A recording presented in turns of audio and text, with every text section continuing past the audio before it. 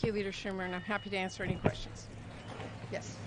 Senators Cruz and Britt yesterday introduced legislation that would federally protect IVF. Do you plan on supporting that? And if not, why not make a small gain to protect Look, it? if Republicans really wanted to make sure that IVF was available, they would support our effort to make sure that IVF is in every state.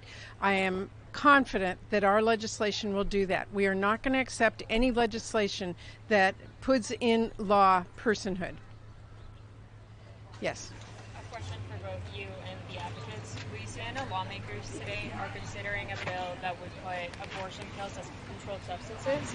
And I wanted to get your reaction to that, as well as whether you're afraid. Is this the House? I'm sorry. The Louisiana state lawmakers, okay. Legislature. I wanted to get your reaction to that, as well as if you fear that it'll be replicated in other states. Okay, tell me again what the bill does. It would classify mifepristone as a controlled substance. Look, you know, these are what we all predicted when Roe v. Wade was overturned 2 years ago. That the chaos that would come about across the nation in women's ability to access their own health care decisions would be chaotic and would hurt women. And today, as we're talking about, hurt access to all women, because we are seeing OBGYNs not go into the profession anymore or move from state to state. So women's lack of access. I don't know the Louisiana law or what they're proposing, but obviously if legislatures and elected people are going to continue to try and control women's access to contraceptive, to their reproductive rights, we're going to continue to have that chaos, and it means that women will be hurt. And I'm happy. I don't know if any of the doctors are aware of the Louisiana law today on mifepristone. I'll let them answer.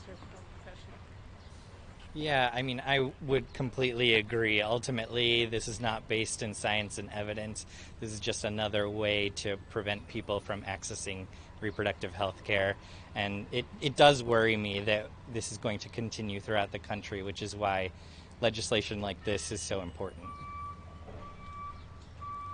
I would add one thing. I think we all need to remember that mifepristone has been approved and used for, I think, almost 2 decades. It has been scientifically proved to be safe and effective, and women are using it. So current attempts to limit women's access to contraception, mifepristone, or anything else are nothing but politicians trying to control a woman's life. Yes. Have you had any conversations with Republicans about maybe IVF legislation or even some type of protection for abortion rights in any way? We have actually gone to the floor numerous times to try and pass legislation to protect, my ultimate goal is to restore Roe v. Wade, but obviously to protect doctors, to make sure that we have access to IVF, to make sure that doctors are not jailed for decisions they make that are medically appropriate, and every time we've been rejected by Republicans. Yes.